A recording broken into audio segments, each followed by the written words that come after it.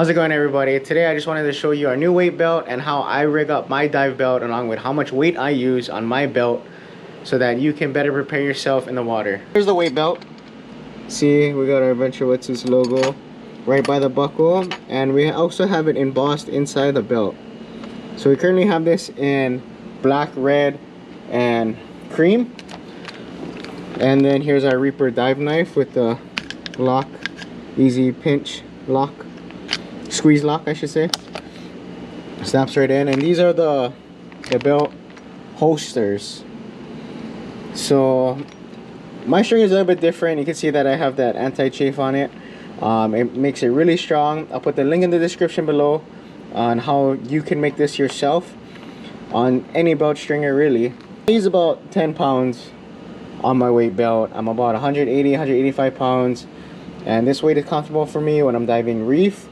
It helps me stay at the bottom, able to stay comfortable, and just when I drop I can descend easily. Whenever I switch to a 1.5 mil wetsuit in the summer, I'm probably gonna take off another 2 pounds. So the formula for your weight belt, we'll go over that in a second. So when we're working in anywhere from, let's say, 50 to 60 plus depths, automatically I'm gonna take off more weight because you burn a lot of energy on your way up, because all that weight's holding you down. So definitely you want to kind of play around with the weight, because once you get past 30 feet, you're kind of just going to slowly start to sink already. And right before I hit bottom, I always kind of just slowly drop and level out. I don't do any heavy kicks trying to get down when I'm close to the bottom. And then for me, I like to wear my knife on my weight belt. I feel like it's easier for me. Some people like putting them on the arm, some people put it on their leg. It's all preference from there. The holsters, I added a clip because there's an eye over here. You can either crimp the mono onto that, or I just did like a quick clip so that way I can take it on and off easily. And let's look at this buckle for a second. So this is like a regular belt buckle, right, that you buy from the store with your regular clothes or pants. So it's really fast and easy to disconnect. Think about these rubber belts. So it's skinny, but it doesn't slip. None of these weights really slide. Like I can pull it, the whole thing will go. Everything's kind of locked in place. That's the best thing about these rubber belts, is that they're solid. None of your weights are gonna shift, and you're not gonna go up and down your body. The thing's gonna, once it's tight, it's gonna stay right there, right snug to your body. So how do you know how much weight to use?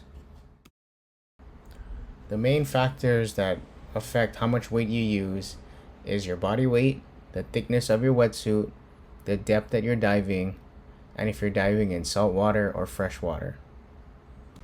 To get you in the ballpark of how much weight is needed on your weight belt, you multiply 4.4 times every 1 millimeter of wetsuit thickness, and you take your weight and you divide it by the answer. For example, if I was using a 3.5 millimeter wetsuit, I'll times the 3.5 times 4.4 and it will equal 15.4.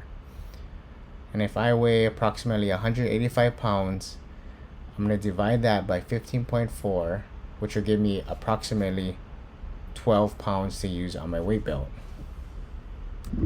That formula puts you in a general ballpark of how much weight you should use.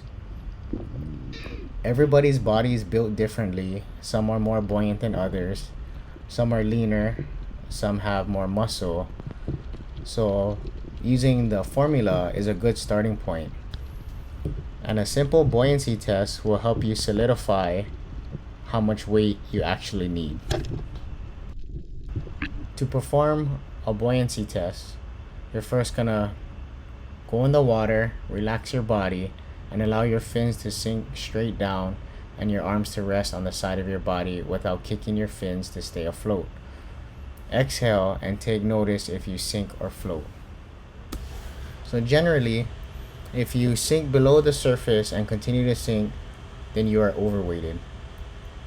If you stay afloat and your body lifts towards the surface, then you are underweighted. And if you're able to take a breath through your snorkel after your exhale, then you are weighted properly. Another way to test if you're properly weighted is to drop 33 feet beneath the surface, and you should not sink or float. So if you don't have enough weight on your weight belt and you're underweighted, you'll have a difficulty time dropping or making drops. You have a difficulty staying down on the bottom, and you'll be burning a lot of oxygen from using excessive energy and force.